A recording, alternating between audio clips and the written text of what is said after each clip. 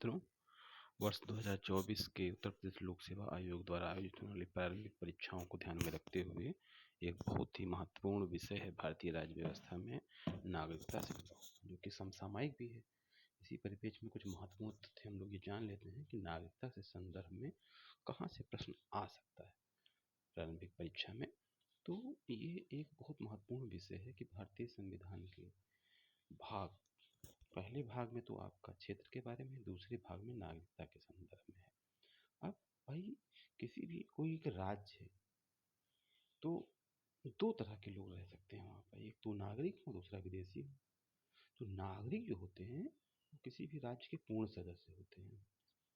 मतलब पूर्ण सदस्य मीन उनकी उस राष्ट्र के प्रति पूरी निष्ठा होती है। राज्य और राष्ट्र दोनों अलग अलग चीज़ें हैं, इसको भी आगे चल के हम लोग देखेंगे राष्ट्र के पैरामीटर क्या हैं और राज्य के पैरामीटर क्या हैं। तो सिविल और राजनीतिक दोनों तरीके के अधिकार इनको प्राप्त होते हैं, लेकिन जो विदेश से आगे यहाँ रहता है वो राज्य के नागरिक होते हैं, इसलिए उन्हें सभी राजनीतिक और नागरिक अधिकार नहीं प्राप्त होते हैं। अच्छा, अब उनकी भी दो जो विदेश से जो लोग रह रहे हैं उनकी भी दो श्रेणियाँ हो सकती हैं, विदेशी मित्र और विदेशी शत्रु। विदेशी मित्र वे होते हैं जिनके भारत के साथ सकारात्मक संबंध होते हैं, अच्छे संबंध होते हैं, जैसे भारत रशिया हो गया। विदेशी शत्रु वे हैं जिनके साथ भारत का युद्ध चल रहा है, अभी वर्तमान में ऐसा कोई नहीं है भारत, तो उन्हें कम अधिकार प्राप्त होते हैं। वे गिरफ्तारी और नज़रबंदी के विरुद्ध सुरक्षित नहीं होते हैं, जो अनुच्छेद 22 है उसमें लागू होता है। तो भारतीय संविधान नागरिकों को निम्नलिखित अधिकार एवं विशेष अधिकार प्रदान करता है, ये जो कि विदेशियों को नहीं है। ये सवाल कई बार प्रारंभिक परीक्षा में आया है कि निम्नलिखित में से कौन सा अधिकार विदेशियों को नहीं है। अब आप समझ गए विदेशी कितने तरीके के होते हैं, वहाँ पर इसका यहाँ पर इसका सेंस नहीं, यहाँ पे ये सीधे प्रश्न आया हुआ है प्रारंभिक परीक्षा में कि निम्नलिखित में से कौन सा अधिकार या मूल अधिकार विदेशियों को प्राप्त नहीं है। अनुच्छेद 15 नहीं प्राप्त है, 16 नहीं प्राप्त है, 19 नहीं प्राप्त है, ठीक है, 29-30 भी नहीं प्राप्त है, cultural and educational right, Lok Sabha और विधानसभा में चुनाव में मतदान का अधिकार उनको नहीं है। ये भी महत्वपूर्ण तथ्य है। संसद एवं विधानमंडल के सदस्यता के लिए चुनाव लड़ने का भी अधिकार नहीं है और किसी सार्वजनिक पद पे वो नहीं हो सकते। तो उपरोक्त अधिकारों के साथ साथ नागरिकों को भारत के प्रति कुछ कर्तव्यों का भी निर्वहन करना पड़ता है, जो कि आपका मूल कर्तव्य हो गया। अब इसके लिए जो संवैधानिक उपबंध है वो है आपका संविधान के भाग 2 में 5 से 11 तक। तो 5 से 11 तक ये हो गया, एक फैक्ट हो गया। और ये देखिए दूसरा फैक्ट यहाँ पर आपको मिल गया कि कौन से अधिकार और विशेषाधिकार जो हैं विदेशियों को नहीं है। दो चीज़ें हो गई। ये तो फैक्ट पिछले बार भी मैंने बताया था और यहाँ पर भी मैंने संक्षेप में चर्चा कर दिया। अब जब संविधान आपका संसद ने नागरिकता अधिनियम 55 को लागू किया है, ठीक है, नागरिकता सिटीजनशिप एक्ट 1955। अब 26 जनवरी 1950 के अनुसार 4 श्रेणियों के लोग भारत के नागरिक बने। पहला एक व्यक्ति जो यहाँ का मूल निवासी था, जो यहीं रहता था और इसका जन्म भारत में हुआ है, इसके माता पिता में से कोई एक भारत के संविधान लागू होने से 5 वर्ष तक पूर्व में रहा। ठीक है, ये पॉज करके आप देखें, ये तथ्यात्मक जानकारी। यहाँ से संविधान निर्माण के समय उपरांत 26 जनवरी 1950 को संविधान के अनुसार 4 श्रेणी में भारत के नागरिक बने। इसके बाद नागरिकता अधिनियम 1955। अब यहाँ से ये तीसरा इम्पोर्टेंट फैक्ट है जो प्रारंभिक परीक्षा में था कि सिटीजनशिप का अर्जन कैसे हो सकता है। एक तो जन्म से हो गया, ठीक है, दूसरा आपका हो गया वंश के आधार पे।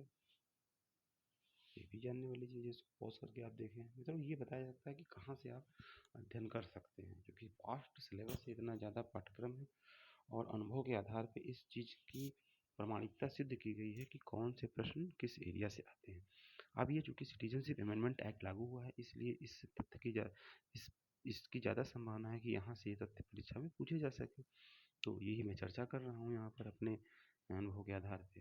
तीसरा, पंजीकरण के द्वारा केंद्र सरकार आवेदन प्राप्त होने पर किसी व्यक्ति अवैध प्रवासी ना हो को भारत के नागरिक के रूप में प्रावधान कर सकती है। इसके बाद प्राकृतिक रूप से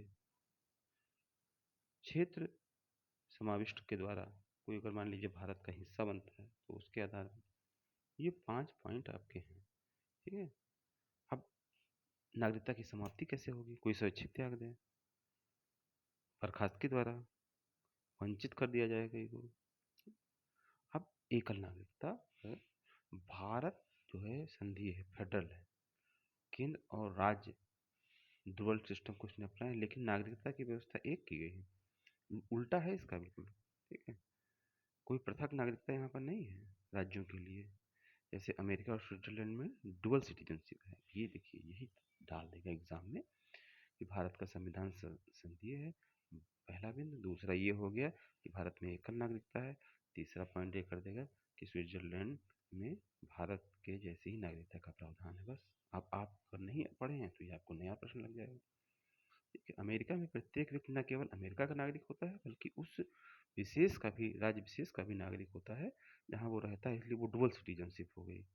ठीक है, इसीलिए इसी संदर्भ में उसे राष्ट्रीय सरकार एवं राज्य सरकार के दोहरे अधिकार प्राप्त है। यह व्यवस्था भेदभाव की समस्या पैदा कर सकती है, जैसा कि राज्य अपने नागरिकों के प्रति भेदभाव बरत सकता है। ठीक है, ये भारत में नहीं है ऐसा। तो ये एकल सिंगल सिटीजनशिप हो गई। विदेशी भारतीय नागरिकता, इसको भी पॉज करके आप पढ़ें। ठीक है, ये LM सिंघवी कमेटी की अध्यक्षता पर 2000 में। और विदेशी भारतीय नागरिक कार्ड होल्डर, देखिए ये नागरिकता संशोधन अधिनियम 2015 विदेशी भारतीय नागरिक कार्ड धारक कर दिया गया है। ये देखिए